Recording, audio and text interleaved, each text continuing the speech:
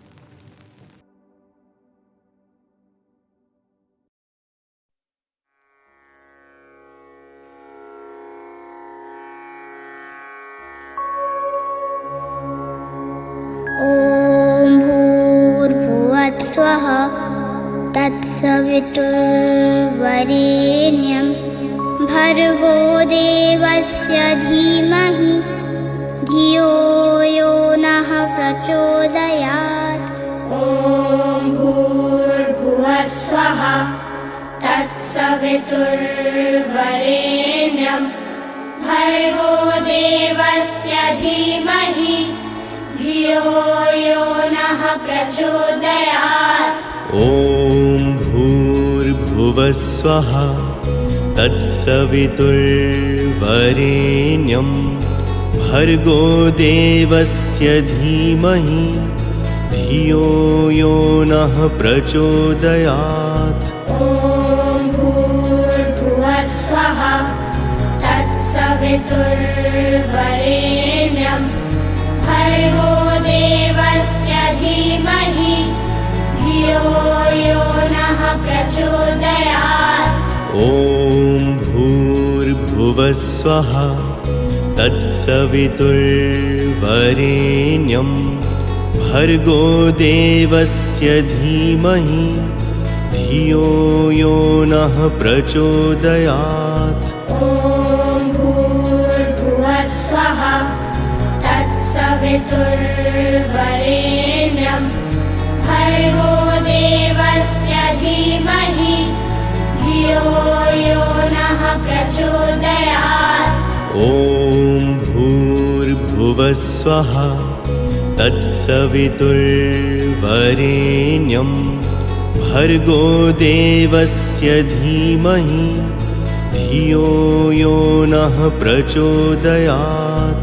ॐ भूर्भुवः स्वः तत्सवितुर्वरेण्यं भर्गो देवस्य धीमहि धियो यो नः प्रचोदयात्। ॐ भूर्भुवः स्वः तत्सवितुर्वरेण्यं भर्गो देवस्य धीमहि धियो यो नः प्रचोदयात्। ॐ भूर्भुवः स्वः तत्सवितुर्वरेण्यं भर्गो देवस्य धीमहि धियो यो नः प्रचोदयात्।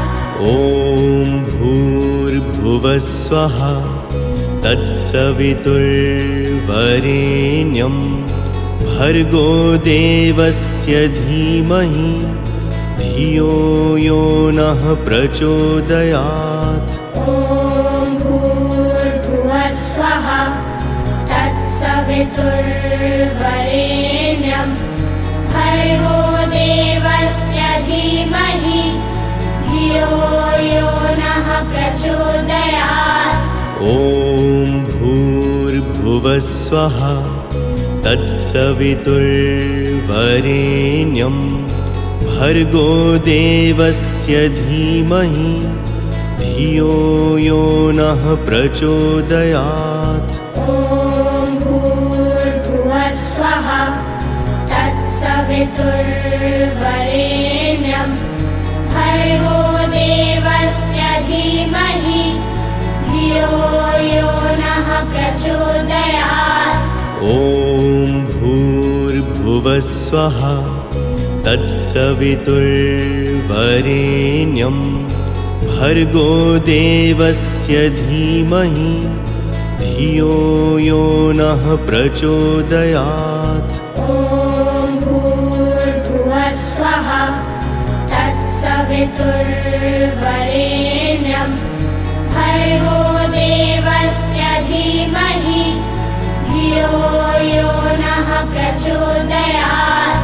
ॐ भूर्भुवस्वः तत्सवितुर्वरेण्यं भर्गो देवस्य धीमहि धियो यो नः प्रचोदयात्। ॐ भूर्भुवस्वः तत्सवितुर्वरेण्यं भर्गो देवस्य धीमहि धियो यो नः प्रचोदयात्। ॐ भूर्भुवस्वः तत्सवितुर्वरेण्यं भर्गो देवस्य धीमहि धियो यो नः प्रचोदयात्। ॐ भूर्भुवस्वः तत्सवितुर्वरेण्यं भर्गो देवस्य धीमहि धियो यो नः प्रचोदयात्।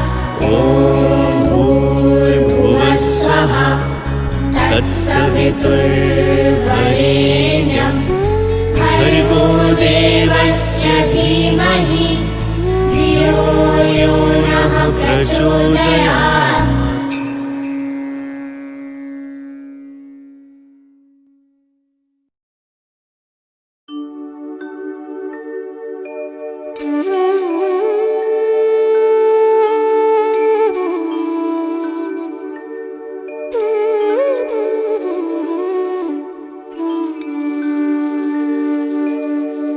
जनक जननी पद्मरज निज मस्तक पर धारी बंदा मातु सरस्वती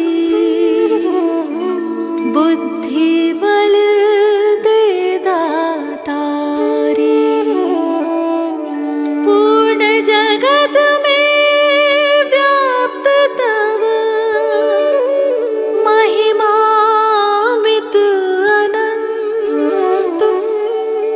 दुष्ट जनों के पाप को मातु तो ही अब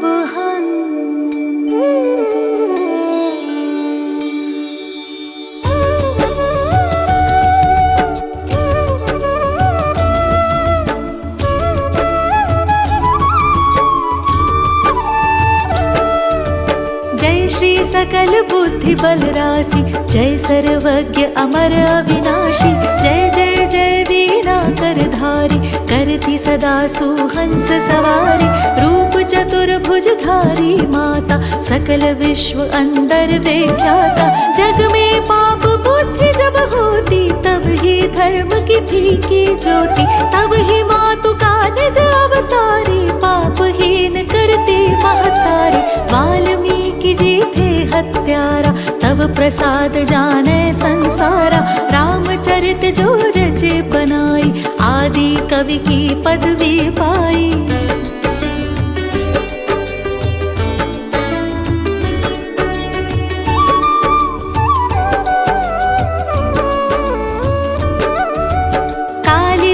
जो भय विख्याता, तेरी कृपा दृष्टि से माता। तुलसी सूर आदि विद्वाना, भय और जो ज्ञानी नाना। तिन्ना और रहे अवलंबा, केवल कृपा आपकी अम्बा। करहु कृपा सोई मातु भवानी, दुखित दीन निज दास ही जानी। पुत्र करहि अपराध बहुता, तेहि न धरई चित सुंदर माता। राखु लाज जन जननी, अब मेरी विनय करऊं भांति बहु तेरी।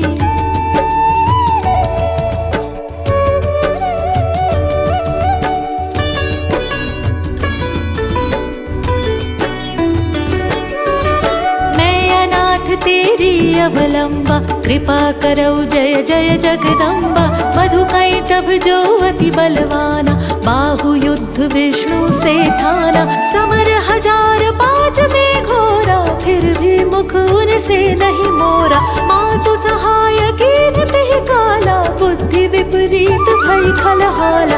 तेहि ते मृत्यु भई खल केरी, पुरवहु मातु मनोरथ मेरी।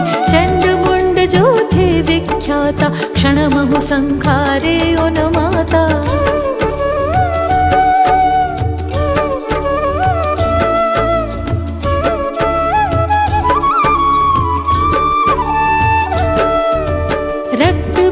से समरथ पापी, सुर मुनि हृदय धरा सब कापी। काटे उसिर जिमि कदली खम्बा, बार बार बिनवऊं जगदम्बा। जग प्रसिद्ध जो शुंभन शुंभा, क्षण में बांधे ताहि तु अम्बा। भरत मातु बुद्धि फेरे जाई, रामचंद्र बनवास कराई। एहि विधि रावण वध तू कीन्हा, सुर नर मुनि सबको सुख दीना। को समरथ तब यश गुण गाना, निगम अनादि अनंत बखाना।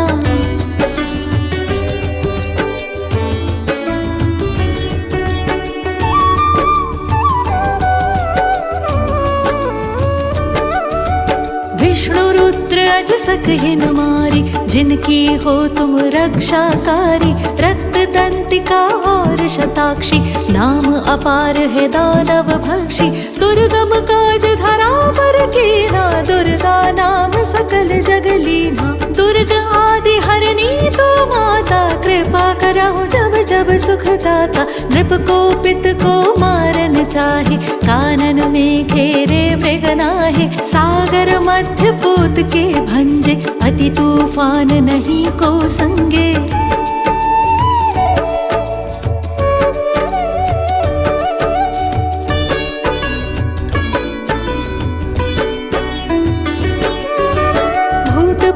बाधाया दुख में, हो दरिद्र अथवा संकट में। नाम जपे मंगल सब होई, संशय इसमें करे न कोई। पुत्रहीन जो आतुर भाई, सब छाड़ी पूजे ही भाई।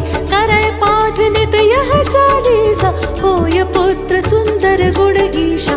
धूपादिक नैवेद्य चढ़ावे, संकट रहित अवश्य हो जावे।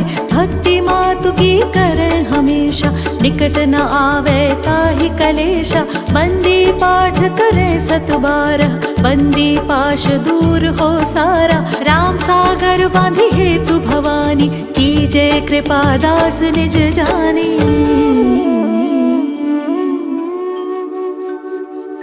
मातु सूर्य कांति तव, अंधकार मम रूप। डूबन से रक्षा करहु, परूँ न मैं भवकूप। बल बुद्धि विद्या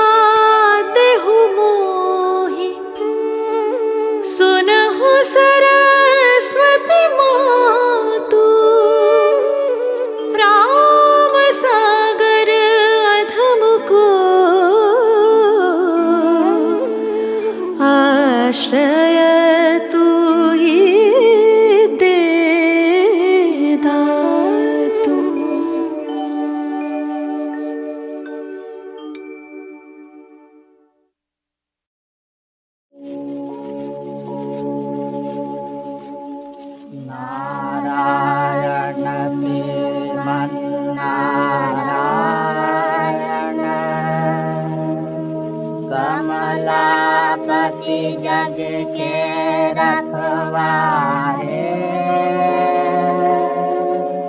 चरण मिलो जग कमला दाती नाभि कमल में ब्रह्मोजी धारे नारायण श्रीमन्नारायण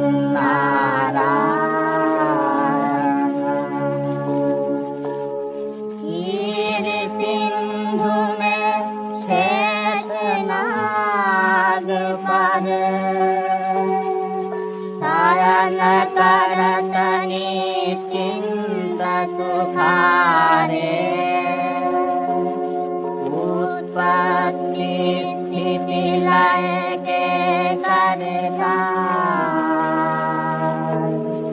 सकल शक्ति संपन्न सदारे नारायण श्रीमन्नारायण भूमि भारयुतारण कारण तुम ही लिया मानव अवतार महिमा तुम्हारी अपरंपार पापी जन के तारन हारे नारायण श्रीमन्नारायण कमलापति जग के रखवारे चरण पेलो जग कमला दाती नाभि कमल में ब्रह्मोजी धारे नारायण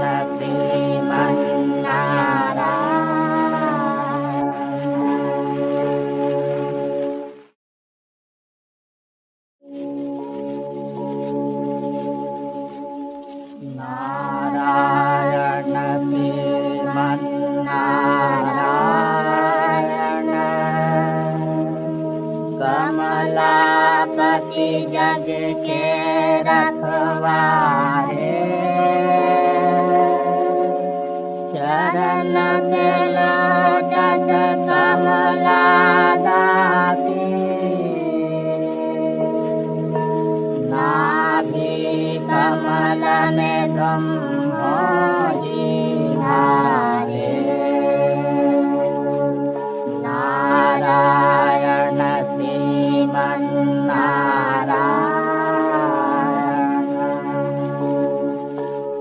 क्षीर सिंधु में शेषनाग पर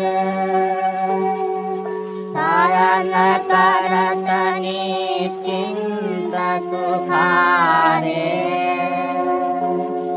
उत्पत्ति स्थिति लय के करता सकल शक्ति संपन्न सदारे नारायण श्रीमन्नारायण भूमि भारयुतारण कारण तुम ही लिया मानव अवतार महिमा तुम्हारी अपरंपार पापी जन के तारन हारे नारायण श्रीमन्नारायण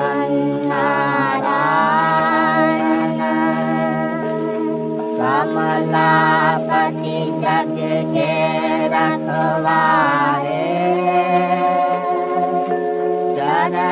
त्रिलोचन कमलादासी नाभि कमल में ब्रह्मोहि धारे नारायण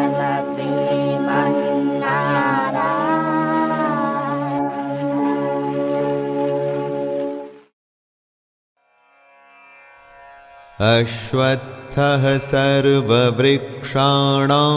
देवर्षीणां च नारदः गन्धर्वाणां चित्ररथः सिद्धानां कपिलो मुनिः। जितने भी वृक्ष हैं उनमें से कृष्ण ने अपने आप को अश्वत्थ कहा है। अश्वत्थ यानी कि पीपल। पीपल की संज्ञा को खुद से कृष्ण ने इसलिए जोड़ा क्योंकि इससे वो ये समझाना चाहते हैं कि ऊपर परमात्मा जिसका मूल है और नीचे प्रकृति जिसकी शाखाएं हैं, जिसकी जड़ें तो ऊपर हैं और जिसकी शाखाएं नीचे हैं। नीचे प्रकृति और ऊपर परमात्मा। इसीलिए सब वृक्षों में कृष्ण अपने को पीपल का वृक्ष कहते हैं। देवर्षियों में कृष्ण, नारद मुनि और गंधर्वों में चित्ररथ और सिद्धों में कपिल मुनि कृष्ण ही हैं।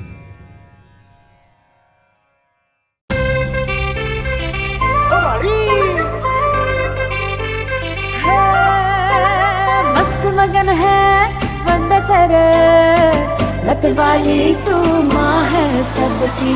मन में तेरी मूरत ऐसे धूप में जैसे लहरें चलती। सुन सको तो सुन लो यारो, धमक धमक दम ढोल है पाछो।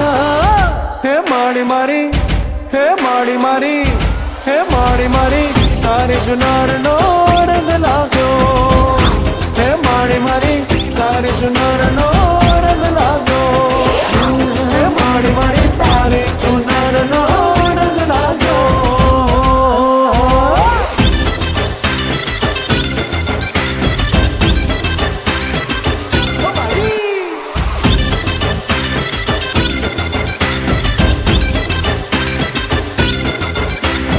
मड़ियो मारी कृपा हो तारी, तेरे ही पुण्य में रहते हर नारी। झुक से तेरी ज्वाला के आगे तीखी सी लगे दुनियादारी। तेरा ही नाम और दे दे की जाप से मिलती है मुक्ति सारे संताप से। ये तेरी माया मेरी है काया, बन की मुरादे तुमसे ही सारी। हे माड़ी तेरी धूप में छाँव के जैसा सर पे रहता माँ का साया। जय जयकारा जिसका करने दिल ने मेरे गीत है गाया। रोक भी कोई रोक ना पाए, मतवाला मन मोर बनी नाचो। हे माड़ी मारी तारे जुनार नो रंग लागो। हे माड़ी मारी तारे जुनार नो रंग लागो। हे माड़ी मारी तारे जुनार नो रंग लागो।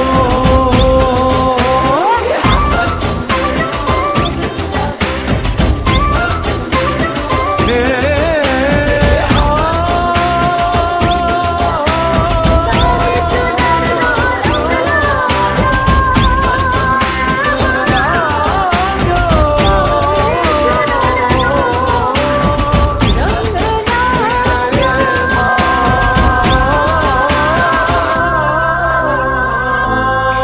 मारी मारी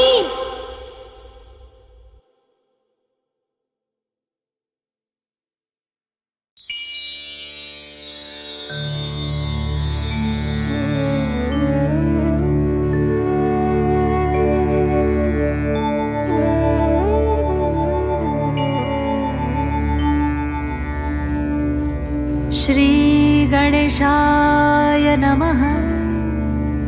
अस्य श्रीरामरक्षास्तोत्रमन्त्रस्य बुधकौशिकऋषिः श्रीसीतारामचन्द्रो देवता।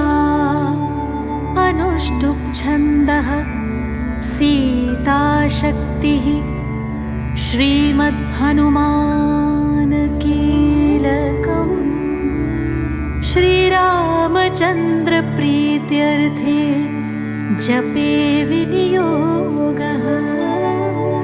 अथ ध्यानम्।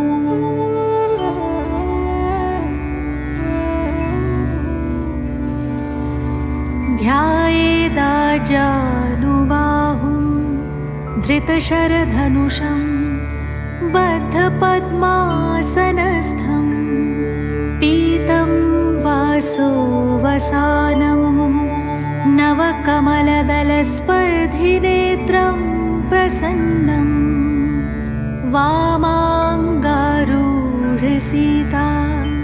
मुखकमलमिलल्लोचनं नीरदाभं नानालङ्कारदीप्तं दधतमुरुजटा मण्डनं रामचन्द्रम् इति ध्यानम्।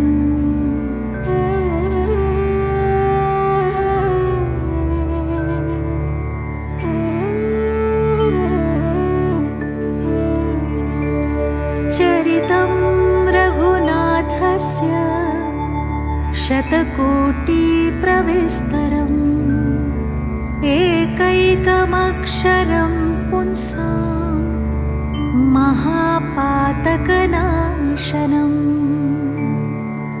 ध्यात्वा नीलोत्पलश्यामं रामं राजीवलोचनम् जानकी लक्ष्मणोपेतं जटामुकुटमण्डितम् सासीतूणधनुर्बाण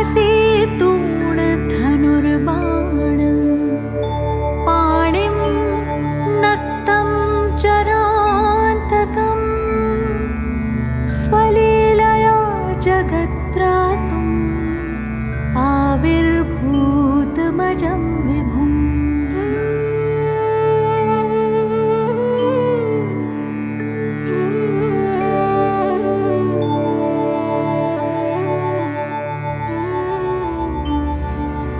रामरक्षां पठेत् प्राज्ञः पापघ्निं सर्वकामदां शिरो मे राघवः पातु भालं दशरथात्मजः कौसल्येयो दृशौ पातु विश्वामित्रप्रियः श्रुति घ्राणं पातु मखत्राता मुखं सौमित्रिवत्सलः जिह्वां विद्यानिधिः पातु कण्ठं भरतवन्दितः स्कन्धो दिव्यायुधः पातु भुजौ भग्नेशकार्मुकः करौ सीतापतिः पातु हृदयं जामदग्न्यजित् मध्यं पातु खरध्वंसी नाभिं जाम्बवदाश्रयः सुग्रीवेशः कटी पातु सक्थिनी हनुमत्प्रभुः पूरूरघुत्तमः पातु रक्षः कुलविनाशकृत् जानुनी सेतुकृत् पातु जङ्घे दशमुखान्तकः पादौ विभीषणश्रीदः पातु रामोऽखिलं वपुः एतां रामबलोपेतां रक्षां यः सुकृती पठेत् सचिरायुः सुखी पुत्री विजयी विनयी भवेत् पातालभूतलव्योम चारिणश्छद्मचारिणः न द्रष्टुमपि शक्तास्ते रक्षितं रामनामभिः।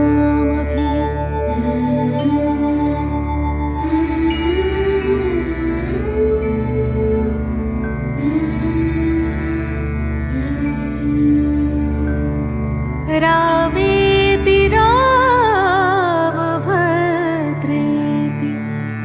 रामचन्द्रेति वा स्मरन् नरो न लिप्यते पापै भुक्तिं मुक्तिं च विन्दति।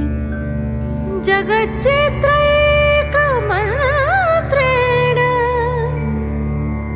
जगच्चित्रैकमन्त्रेण रामनाम्नाभिरक्षितम् यः कण्ठे धारयेत् तस्य करस्थाः सर्वसिद्धयः। वज्रपञ्जरनामेदं यो रामकवचं स्मरेत् अव्याहताज्ञः सर्वत्र लभते जयमङ्गलम्। आदिष्टवान् यथा स्वप्ने राम रक्षामि मां हरः तथा लिखितवान् प्रातः प्रबुद्धो बुधकौशिकः।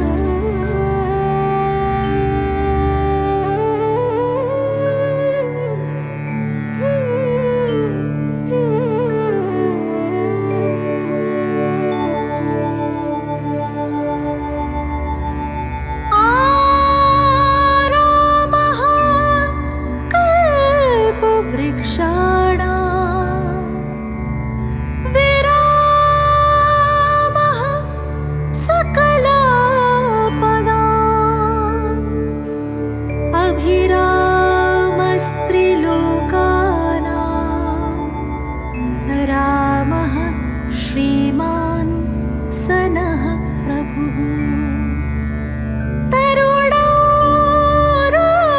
रूपसम्पन्नो सुकुमारो महाबलो पुण्डरीकविशालाक्षौ चिरकृष्णाजिनाम्बरौ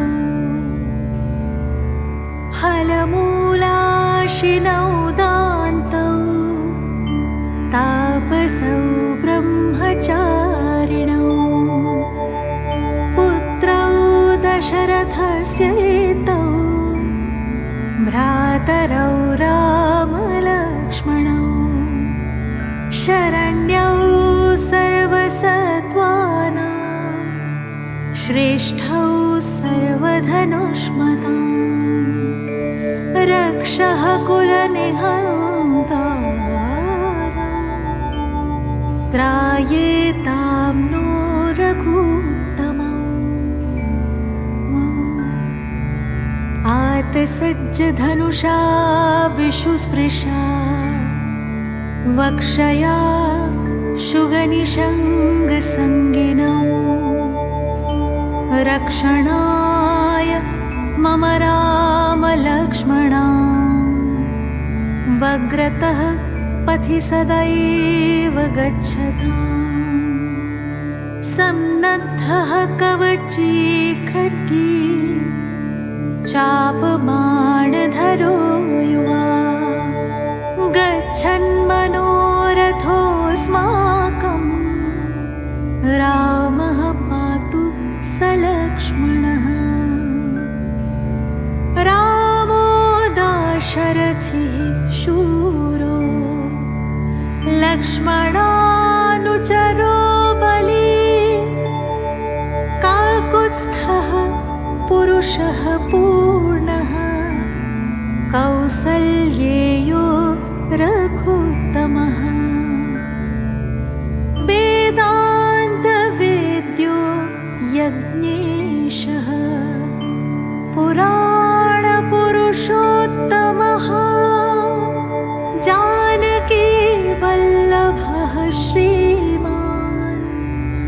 प्रमेय पराक्रमः इत्येतानि जपन् नित्यं मद्भक्तः श्रद्धयान्वितः अश्वमेधाधिकं पुण्यं सम्प्राप्नोति न संशयः।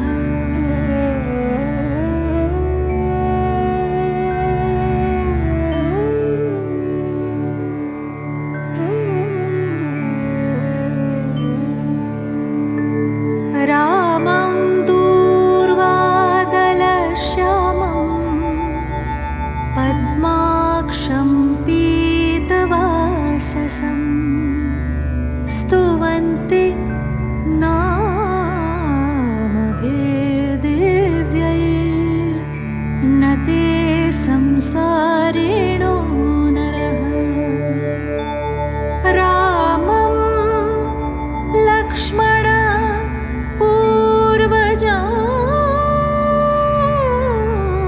रघुवरं सीतापतिं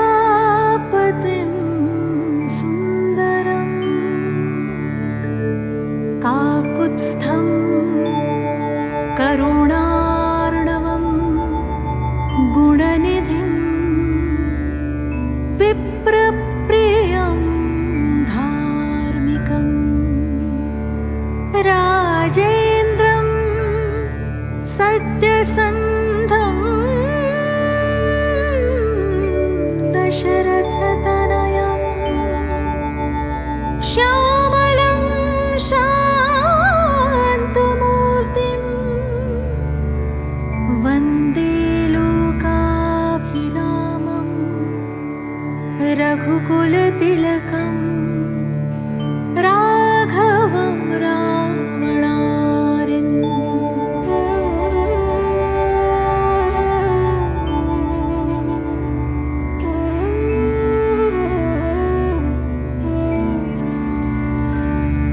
रामाय रामभद्राय रामचन्द्राय वेधसे रघुनाथाय नाथाय सीतायाः पतये नमः।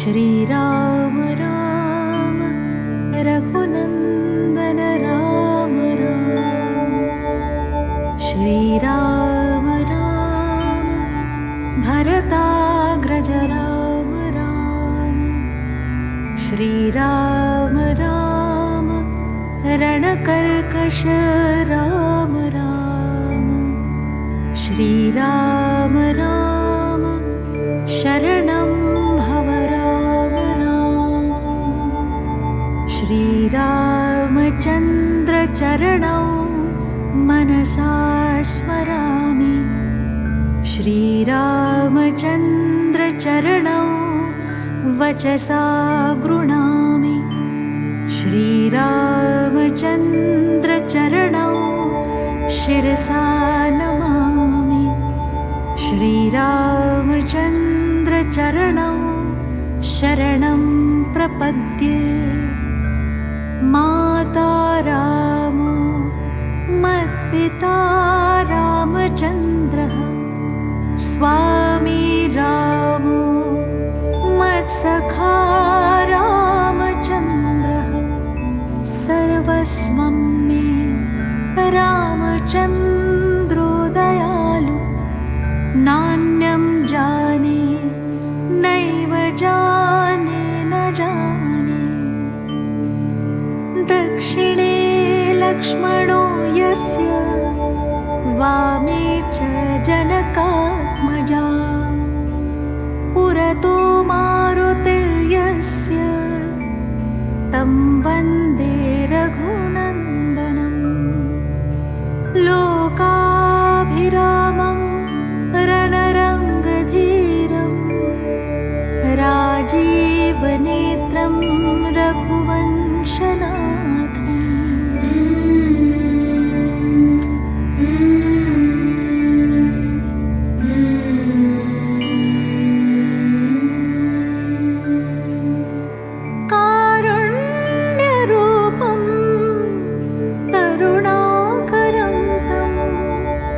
श्रीरामचन्द्रं शरणं प्रपद्ये मनोजवं मारुततुल्यवेगं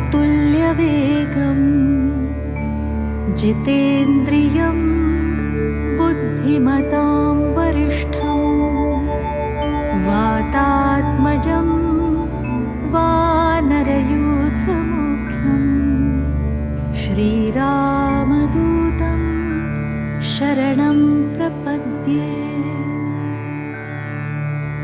कूजन्तं राम रामेति मधुरं मधुराक्षरम् आरुह्य कविताशाखां वन्दे वाल्मीकिकोकिलम् आपदामपहर्तारं दातारं सर्वसम्पदां लोकाभिरामं श्रीरामं भूयो भूयो नमाम्यहम्।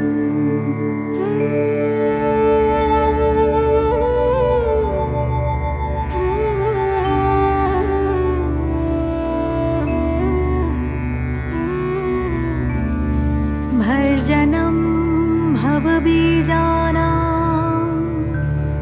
अर्जनं सुखसम्पदाम् तर्जनं यमदूतानां राम रामेति गर्जनम् रामो राजमणिः सदा विजयते रामं रमेशं भजे रामेणाभिहता निशाचरचमू रामाय तस्मै नमः। रामान्नास्ति परायणं परतरम् रामस्य दासोऽस्म्यहम् रामे चित्तलयः सदा भवतु मे भो राम मामुद्धर राम रामेति रामेति रमे रामे मनोरमे सहस्रनाम तत्तुल्यं राम नाम वरानने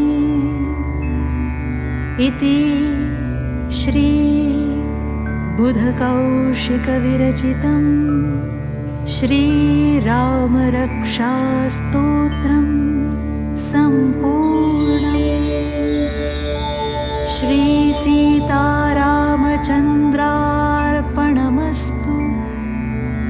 श्रीराम श्रीराम श्रीराम।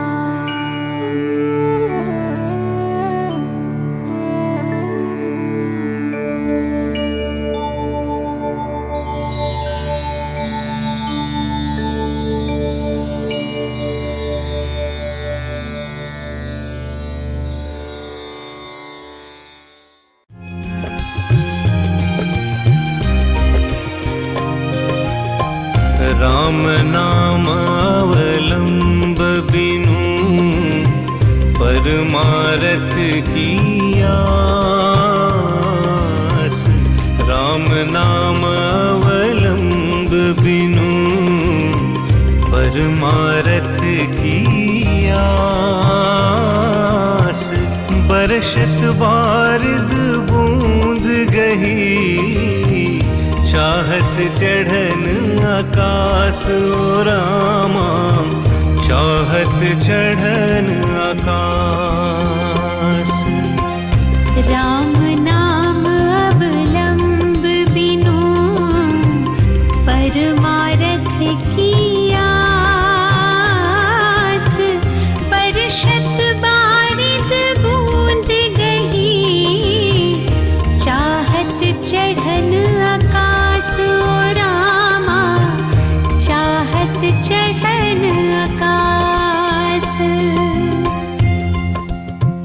तुलसीदास जी कहते हैं कि राम नाम का भजन किए बिना व्यक्ति भवसागर से नहीं तर सकता।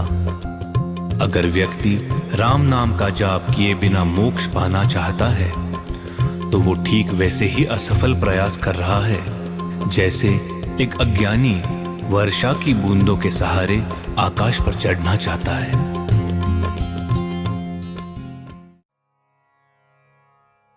सांख्ययोगौ पृथक् बालाः प्रवदन्ति न पंडिताः एकमप्यास्थितः सम्यक् उभयोर्विन्दते फलम्।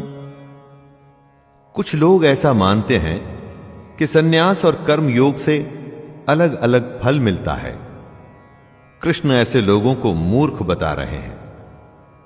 दोनों दो अलग रास्ते हैं दोस्तों। जिसकी डेस्टिनेशन है वो परमात्मा, जिसमें हमें एक दिन मिल जाना है। सन्यासी उसे मत मानिए जो गेरुए कपड़ों में दुनिया को छोड़ भिक्षा मांग के जिंदा रहता है। असली सन्यासी वो है जिसने अपनी फीलिंग्स पर विजय पाई है, जो अच्छे और बुरे को एक जैसा समझता है। और कई ऐसे हैं जो कर्म योग में रहकर भगवान को पाना चाहते हैं। वो भी गलत नहीं है।